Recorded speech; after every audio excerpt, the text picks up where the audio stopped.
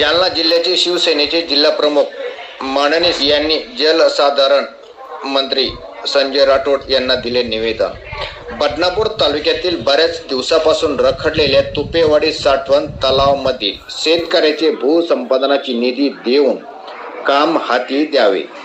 तसेच बदनापूर मतदारसंघातील दुधना नदी, बोर्डी, सुकना, लवकी या प्रमुख नद्यावर साखळी बंधारे बांधण्यात यावे। याबाबत महाराष्ट्र राज्याचे जलसंधारण मंत्री संजय राठोड यांच्या आज मुंबई येथे निवासस्थानी शिवसेनेचे जिल्हाप्रमुख भाऊसाहेब घुगे यांनी सदिच्छा भेट देऊन निवेदन सादर केले। या निवेदनामुळे बदनापूर तालुक्यातील बदनापूर कार्यकर्ते दीपक दिघे, नारायण ब्राह्मणे, कैलास लाने, रामू नागवे, भगवान सावंत, माधू गीते, ईश्वर झुंबड, गणेश शिंदे, अमोल दाभाडे जनतेने सुद्धा सोमठाणा, गेवराई बाजार, गोकुळवाडी, नेकळक, अकोला जनतेच्या माध्यमातून जिल्हाप्रमुख भाऊसाहेब घुगे यांचे अभिनंदन केले जात आहे।